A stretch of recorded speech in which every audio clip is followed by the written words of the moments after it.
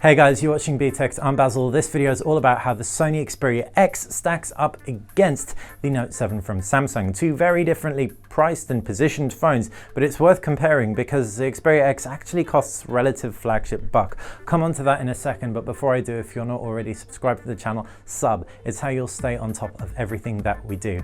Right, back to these two phones, and the Xperia X is a lot smaller, 5 inches versus 5.7 inches on the Note 7. As a result, it has a smaller in-hand footprint. But the Note 7 just has a really wonderful elegance and a lack of bezel around the side thanks to that curved screen, meaning that it doesn't feel like the 5.7-inch beast that it technically on paper is. The Sony Xperia X has a fair bit more bezel. It does, however, have front-firing stereo speakers. Thumbs up, Sony.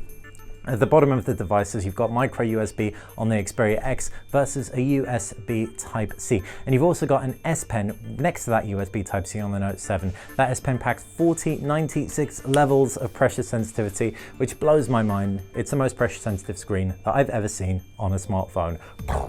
Right. That means I really love the Note 7 because I love to draw. If you do love to draw, if you do have big hands, the Note 7 is probably going to be the one for you. The IP68 water resistance will also make it get a big thumbs up from anyone who likes to use their phone in the rain. You can even use the S Pen in the rain. It's really wonderful. Quad HD Super AMOLED as well with that curved display. You're getting everything pretty much on the Note 7. Talking about those user interfaces, and they both pack Android 6.0. The Xperia X actually has my favorite version of Sony's UI to date. It's the newest one. It looks really good. It's really clean, very minimalistic. Borrowed a few elements from iOS and Emotion UI, such as a universal search on the home screen. But generally speaking, I really love it. Thumbs up. Still kept things like theming and other parts of Sony's UI that really won a lot of people over, including customizing your white balance in the settings. By contrast, the Samsung Galaxy Note 7 has amazing S Pen support. You can do really cool stuff like write on the always on display. So when your phone's technically in standby mode, you can actually make a note, which is really sweet. The pen can also do stuff like magnify elements of the home screen, and you can cut chunks out so you can save them as transparent PNGs, as well as highlight words or turn images into. It's really extensive. You should definitely try it out if you ever get your hands on it in the flesh. What's more, Samsung's TouchWiz is a super clean, refined experience by contrast to how it used to be, and it just performs well. Both perform really well. What you have is different power under the hood too. In spite of the fact you've got a Snapdragon 650 processor on the Sony Xperia X, I did not notice one single ounce of slowdown, and that's paired with 3 GB of RAM.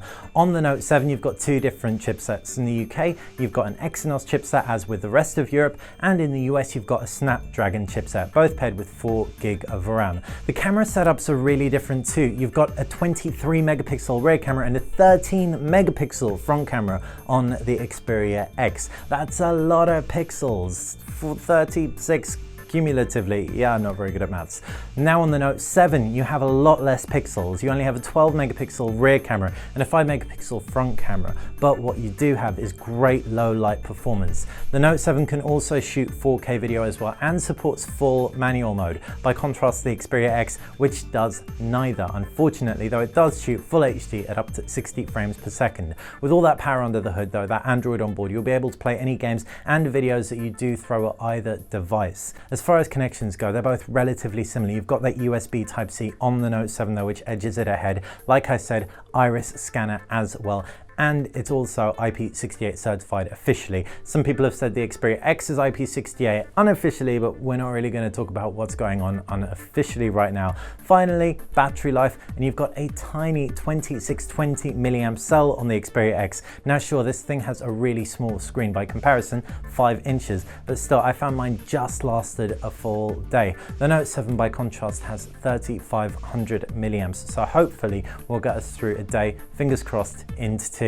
What do you guys think? Let us know how you think these two stack up. I appreciate that the Xperia X isn't a flagship, so this is a questionable comparison in some respects, but Sony's asking for a lot of money for this thing, didn't experience any slowdown, so in turn had a relatively flagship experience from it, and that is why we decided to run with the comparison. Let us know, like this video, subscribe to the channel, and also be sure to let us know what you want to see in the future. Thanks for watching BTech.